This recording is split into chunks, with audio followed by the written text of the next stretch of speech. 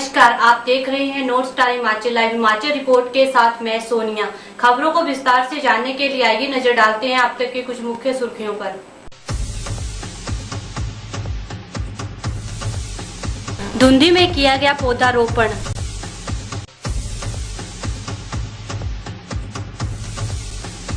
हिमाचल को बनाया जाएगा मॉडर्न स्टेट। घर से कूड़ा कलेक्ट करने की मुहिम नहीं हुई कारगर सिद्ध। सेब सीजन को मद्देनजर रखते हुए की गई बैठक। शिमला जिला प्रशासन ने सेब के आगामी सीजन को मद्देनजर रखते हुए जिला के बागवानों के साथ बचत भवन में एक बैठक आयोजित की, जिसकी अध्यक्षता शिमला के उपाध्यक्ष दिनेश मल्होत्रा द्वारा की गई। इस मौके पर उपाध्यक्ष ने पत्रकारों से बात करते हुए कहा कि आगामी सेब के सीजन में जिला प्रशासन बागवानों की हर समस्या से निपटने के लिए तैयार है। हिमाचल प्रदेश में आगामी सेब सीजन के मद्देनजर शिमला जिला प्रशासन ने जिले के बागवानों के साथ बचत भवन में एक बैठक की। बैठक की अध्यक्षता शिमला के उपाध्यक्ष दिनेश मल्होत्रा ने की। दिनेश मल्होत्रा ने बताया कि आगामी सेब सीजन में जिला प्रशासन बागवानों की हर समस्या से निपटने के लिए तैयार है, चाहे बात ट्रकों की उपलब्धता की हो, बिजली की हो या सड़कों के रखरखाव की हो। एक ये चैलेंज होता है पुलिस और एडमिनिस्ट्रेशन और हमारे सब एसडीएम, बीडीओ और सभी ऑफिसर साहबान के लिए कि ये जो हमारा सिस्टम है सुचारू रूप से चले। इसी को मैनेजमेंट करने के लिए फीडबैक लिया जाता है कि पिछले वर्ष क्या कमी रही और कैसे इसके मैनेजमेंट को अच्छा बनाया जाए, सुदृढ़ किया जाए। इस बैठक में बागवानों के काफ़ी अच्छे सुझाव आए। कुछ सुझाव जो जैसे छोटी गाड़ियों की रेगुलेशन के बारे में है, बिजली की आपूर्ति भी अच्छी होनी चाहिए। आपको बता दें कि हिमाचल में आने वाला सेब सीजन, जो कि 15 जुलाई से शुरू होकर 15 सितंबर तक चलता है, उससे हिमाचल की इकोनॉमी को 4000। इस सेब सीजन को बढ़ावा देने में हिमाचल का एक एक व्यक्ति सम्मिलित होता है।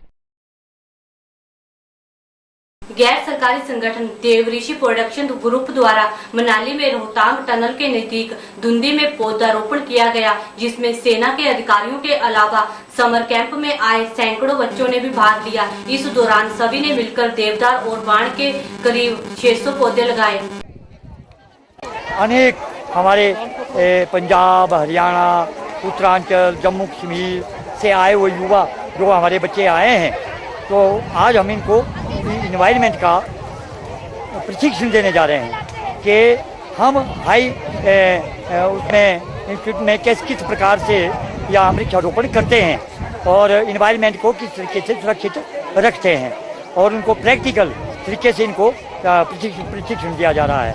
और ये जो वृक्ष हैं ये मुझे फॉरेस्ट डिपार्टमेंट की तरफ से उपलब्ध कराए गए हैं, और जो हमारे डीएफओ साहब हैं उनको मैंने अपनी एनजीओ की तरफ से एक एप्लीकेशन लिखी, जिसमें से उन्होंने मुझे 500 पौधे देवदार के और 100 पौधा जो है वो मुझे इसका बांध का उपलब्ध कराया। जो हम यहाँ धुंधी में जिस प्रकार से यहाँ टनल का प्रोग्राम चला है, हम चाहते हैं कि जो ये भारत की सुरक्षा हेतु जो टनल निकल रहा है, तो यहाँ पर इन्वायरमेंट भी हमारा बिल्कुल स्वस्थ रहे, ताकि आने वाले में ये टनल सुरक्षित रूप से कामयाब हो। अगर यहाँ किसी प्रकार के स्लाइड या इस प्रकार की कोई गतिविधियाँ होती है तो मैं समझता हूँ कि शायद ये टनल भी कामयाब नहीं हो सकता। इसलिए हमें इन्वायरमेंट को बड़ी सोच समझ करके इसको सुरक्षित करना होगा। पश्चिमी कमान के अधिकारी कर्नल A.K. गुप्ता ने बताया कि इस कैंप में देश के कोने कोने से बच्चे भाग ले रहे हैं और साहसिक गतिविधियों के साथ इन्हें पर्यावरण के प्रति भी प्रशिक्षण दिया जा रहा है। हम यहाँ पर वेस्टर्न कमांड के समर चिल्ड्रन कैंप के लिए आए हुए हैं। इसमें हमारे 3 कैंप यहाँ पे रन हुए हैं। हर कैंप में तकरीबन 200 बच्चे आए हैं। ये बच्चे जम्मू से लेकर दिल्ली तक, चंडीगढ़, पंजाब, हरियाणा, इन सारे एरिया के हैं। अलग अलग एरिया से आए हुए हैं और यहाँ पर अपने एडवेंचर ट्रेनिंग के लिए आए हुए हैं। यहाँ पर इस कैंप में बच्चों को एडवेंचर ट्रेनिंग के साथ इकोलॉजी को प्रिजर्व करने के लिए और किस तरह से जिंदगी को बढ़ाया जाए, इसके लिए भी इन लोगों को प्रशिक्षित किया जा रहा है। बीबीएमबी द्वारा छटनी किए गए मजदूरों का एक प्रतिनिधिमंडल बरहा किसान सभा के बैनर तले उपायुक्त मंडी से मिला। जी हां, मजदूरों ने उपायुक्त मंडी देवेश कुमार के माध्यम से प्रधानमंत्री नरेंद्र मोदी को एक ज्ञापन भी सौंपा। वहीं मजदूरों की माने तो बीबीएमबी के मजदूरों को वापस नौकरी पर बुलाने का वादा किया था, लेकिन वो वादा पूरा नहीं हुआ है। मंडी जिला में बीबीएमबी द्वारा पीएसएल प्रोजेक्ट का निर्माण करवाया गया, जिसमें स्थानीय किसानों ने न सिर्फ अपनी जमीनें दी, बल्कि उन्होंने व उनके बच्चों ने इस प्रोजेक्ट के निर्माण के लिए मजदूरी भी की और दिन रात काम भी किया। कई अपंग हुए, फिर भी निर्माण कार्य पूरा किया गया। आज इस प्रोजेक्ट से 990 मेगावाट बिजली का उत्पादन हो रहा है, परंतु यहाँ के हजारों मजदूर सामाजिक सुरक्षा से महरूम हैं। इन्हें न तो कोई पेंशन की सुविधा है और न ही कोई चिकित्सा भत्ता। आज स्थिति यह है कि ये मजदूर दर दर की ठोकरें खाते फिर रहे हैं। बीबीएमबी का जो छटनी की हुआ मजदूर है, उनका एक प्रतिनिधिमंडल उपायुक्त जिला मंडी से मिले और हमने एक ज्ञापन जो है नरेंद्र मोदी माननीय प्रधानमंत्री भारतवर्ष और रामस्वरूप शर्मा सांसद मंडी को ज्ञापन उनके माध्यम से भेजा है। ये जो वर्कर है, जिन लोगों ने 15-15 साल 20-20 साल इस 990 मेगावाट की जो योजना थी, परियोजना थी, इसको पूरा किया। 77 से लेकर 84 तक थे, लेकिन कोई हमारी पूछ पछाण नहीं हुई। उन्हें बगैर टेंशन से हमने हमको बाहर काट दिया।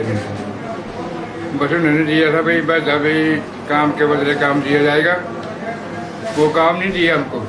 कई ऐसे हमारे बुजुर्ग है, कोई नौजवान छोकरे बेघर कर दिए इन्होंने, बाकी कोई काम करने का लिए नहीं रहे। बाकी ऐसा है, अब जो हमारी मांग है तो पूरी होनी चाहिए और जो हक है उस हक मतलब हम लड़ रहे हैं अभी। इन मजदूरों की माने तो प्रोजेक्ट के निर्माण के दौरान उसके बाद बहुत से मजदूरों की गैर कानूनी छंटनी कर दी गई। छंटनी इस आश्वासन पर हुई थी, बीबीएमबी छंटनी किए हुए मजदूरों को वापस बुलाएगी, परंतु बीबीएमबी ने अपना वादा नहीं निभाया है। और जब मौका आया कि इनकी कोई नौकरी पक्की होती, कुछ होता, तो इनको वहाँ से गैर कानूनी ढंग से छटनी कर दी गई और ये वादा किया गया था कि जब भी बीबीएमबी को मजदूरों की जरूरत होगी तो इन लोगों को मौका दिया जाएगा। मगर दुख की बात है कि बीबीएमबी ने जब भर्ती दोबारा करी तो इनको वापस उनको मौका नहीं दिया गया और लोगों को भर्ती कर लिया। और जो गैर कानूनी छंटनी करने के लिए ये लोग श्रम मंत्रालय में गए, श्रम जो लेबर डिपार्टमेंट है, श्रम विभाग जो है चंडीगढ़ में, उसके पास गए थे। तो वहाँ पर केस जब अंतिम कड़ी में था, अंतिम फैसले की स्टेज पर था, तो बीबीएमबी सुप्रीम कोर्ट में चली गई और वहाँ से जितनी प्रोसीडिंग थी लेबर कोर्ट की, उन सबको स्टे कर दिया गया। पल्ल किसान सभा ने ये मांग भी की है कि ऊर्जा मंत्रालय के माध्यम से बीबीएमबी द्वारा दायर केस को वापस लिया जाए, ताकि श्रम अदालत चंडीगढ़ में चल रहे केसों का जल्द निपटारा हो सके। हिमाचल प्रदेश का पर्यटन विभाग विदेशी सैलानियों और पर्यटकों को आकर्षित करने के लिए पर्यटन क्षेत्रों में नए सुधार कर हिमाचल प्रदेश को मॉडर्न स्टेट बनाना चाहता है। जी हां, इसी के चलते पर्यटन विभाग द्वारा मंडी जिले का सर्वेक्षण किया जा रहा है। यहाँ पर जो सर्वे वर्क हो रहा है, जो यहाँ पर नदियाँ, जो मतलब रास्ते, ट्रैक वगैरह है, और बाकी जो हिमाचल टूरिज्म वाले इसको चला रहे हैं, जिससे मतलब एक मॉडर्न सिटी के नाम मतलब बढ़िया होगा, मतलब मॉडर्न सिटी के बनाई जाएगी। इसमें कॉम्प्लेक्स है, इंदिरा मार्केट का मतलब जो ऊपर का टारनामन टेम्पल है, वहाँ पे मेंटेनेंस टूरिज्म वाले कर रहे हैं, और साथ में वहाँ पर जो भीमा काली टेम्पल है, और बाकी ऊपर टाना देवी है, और बाकी आपका भूतनाथ है, उन सभी का सर्वे हो रहा है। इस सर्वे में मतलब जो हमारे जो नालियाँ है और जो टूटे फूटे ये है मतलब नदियाँ है ना, और बाकी जो नालियाँ हैं वो पक्की करवाई, रिप्लेसमेंट, जैसे स्ट्रीट लाइट है, स्ट्रीट लाइट भी मतलब वो भी करनी पड़ेगी आपको। टूरिज्म वालों के लिए कोई बैठने के लिए अच्छा खासा स्थान, जहाँ पर उस हिसाब से ये सर्वे हो रहा है। ऑल सिटी में मतलब एक मॉडर्न सिटी में जहाँ पर टूरिज्म के लिए बैठने के लिए भी अच्छा रहे, और एक सिटी वर्क हो रहा है जो आने वाले भविष्य के लिए लाभदायक सिद्ध हो सकता है। इसकी रिपोर्ट हम एक सर्वे टीम होती है जो भी कंसल्टेंसी है, मतलब जो इस काम को लेते हैं, इसकी रिपोर्ट हम हिमाचल टूरिज्म या जो टूरिज्म वाले इस काम को करवा रहे हैं उनको सौंपेंगे हम सर। मंडी टूरिज्म अच्छा है वैसे, यहाँ पर अच्छी घूमने के लिए है। पर्यटक जितना ज़्यादा आ सके यहाँ मंडी में उतना ज़्यादा फ़ायदेमंद रहेगा, और जिससे हमारी सिटी की एक नाम रहेगा, और जिससे हम भी ऐसा चाहते हैं ज़्यादा से ज़्यादा टूरिज्म यहाँ पर आए, और ताकि यहाँ का जो लोकल और अच्छा महसूस करे यहाँ के, उस हिसाब से यहाँ का जो भी है ना।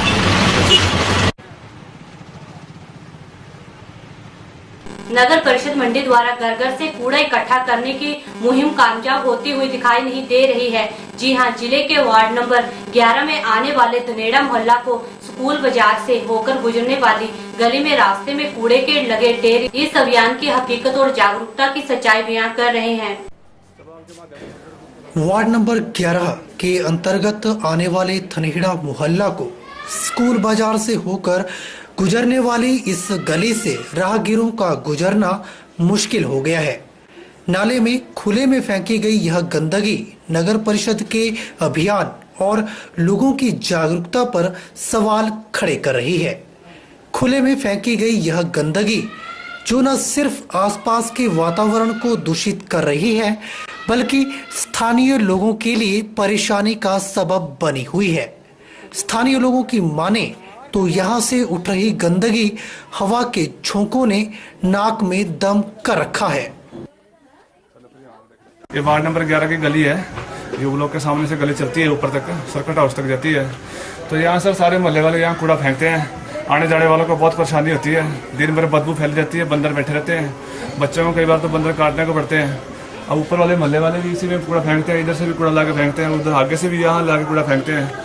तो उठाने वाला कोई नहीं है। यहाँ बरसात के दिनों में बीमारी फैलने का भी खतरा है, बंदर के काटने का भी खतरा है। और सफाई कर्मचारी भी आता है सवेरे, हमारे घर से कूड़ा लेके जाता है और भी घरों से लेके जाता है, पर कई लोगों ने लगाया नहीं हुआ सफाई कर्मचारी, उसको कूड़ा देते ही नहीं है।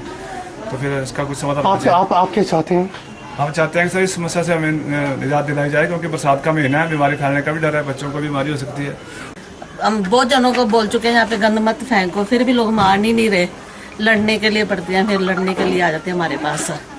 इसलिए हम बहुत दुखी हैं इस कूड़े से ना, या तो ये नाला बंद करवा दो ना, हमें यही है यहाँ पे लोग कूड़ा फेंके ना। सभी को हम मना कर चुके हैं पर कोई भी नहीं मान रहा। अभी जमादार आ भी रहा है गली में, हम दे भी रहे हैं कूड़ा, पर कई बार जमादार भी नहीं आ रहा। वैसे नगर परिषद के द्वारा जो ये जो मुहिम चलाई गई है ना घर घर से कूड़ा उठाने की, उसका कोई असर दिखता है यहाँ पे आपको? ना हमारी गली में तो बिल्कुल भी नहीं, सिर्फ हम 3-4 घर देते हैं उसको, बाकी सब यही फेंके जा रहे हैं। स्थानीय लोगों के मुताबिक कुछ लोग अपने घरों से निकलने वाले कूड़े को खुले में फेंकना अपनी शान समझ रहे हैं, जिन पर कड़ी कार्रवाई करते हुए उन पर जुर्माना लगाया जाना चाहिए, और ऐसे लोगों को पकड़ने के लिए सीसीटीवी कैमरे लगाए जाने की सलाह भी दी जा रही है। ये जो आस पड़ोस के रहने वाले हैं जी, ये सब कूड़ा जो है ऊपर ही फेंक देते हैं, जबकि नगर परिषद ने वो मुहिम चलाया हुआ है घर से कूड़ा ले जाने वाला, पर वो भी अभी असफल साबित हो गया है जी। तो ऐसा हो, या तो यहाँ कैमरा लगा दिया जाए जिससे कि पब्लिक का पता लग जाए कौन जो है इस कूड़ा करकट को फेंक रहा है। तो हम यही अनुरोध करते हैं कि जितनी जल्दी हो सके कैमरा लगाए, ताकि किसी पड़ोसी को बोलने से पहले कि उसको पहले समझ आ जाए कि कूड़ा यहाँ नहीं फेंकना है। यहाँ कूड़ा बंद कराया जाए, बोर्ड लगाया जाए कमेटी की तरफ से, या फिर उनको कोई जुर्माना के लिए लगाया जाए भी हाँ इनको जुर्माना होगा जो फेंकेगा कूड़ा। या मैं सोच रही यहाँ कैमरा लगाए, कुछ पकड़े इनको रंगे हाथ, तभी बंद होंगे, ऐसे नहीं होते ये बंद। फाइन लगना चाहिए। हाँ फाइन लगाए इनको, तभी इनको बोर्ड लगा देना यहाँ पे कमेटी के लिए। हालांकि नगर परिषद ने door to door garbage collection अभियान भी चला रखा है, बावजूद इसके ऐसी दिक्कतें शहर में आम देखी जा सकती हैं, जिसके लिए नगर परिषद को तो सख्त होना ही पड़ेगा, साथ ही आम जनता को भी इस समस्या के निदान के प्रति सजग होने की आवश्यकता है। आज हम आपको मिलवाने जा रहे हैं एक 8 वर्षीय धीरज से। धीरज, जी हाँ, धीरज नाम से भी धीरज और काम से भी धीरज। और धीरज में धीरज कितना कि बीते 6 वर्ष में धीरज अपने आप में समाये बैठा है एक बीमारी, इस उम्मीद में कि कोई आएगा, उसका इलाज करवाएगा और वह फिर स्वस्थ जीवन व्यतीत करेगा। क्या है धीरज की कहानी, आइए डालते हैं एक नजर इस रिपोर्ट पर।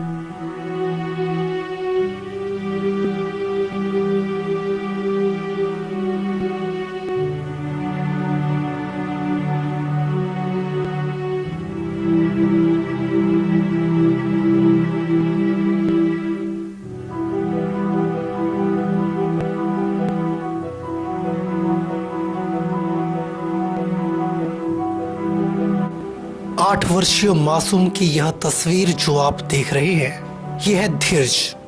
धीरज अपने दोस्तों के साथ अपने स्कूल में और बच्चों की तरह पढ़ाई में व्यस्त है, लेकिन ये मासूम अपने खुद में घर कर चुकी एक बीमारी से अनजान है। आपको बता दें, धीरज को दिल का रोग है। धीरज के दिल में एक छेद है जो आज धीरज के परिवार के लिए एक चिंता का विषय बना हुआ है। धीरज की तिमाही परीक्षा है और धीरज अपने दिल के रोग को भुलाकर परीक्षा में प्रश्नों के उत्तर लिखने में व्यस्त है। आज से करीब 6 वर्ष पहले जब धीरज महज 2 वर्ष का था तो इस नन्ही सी जान को भयानक बीमारी ने अपनी चपेट में ले लिया। मेरे बेटे का नाम धीरज है।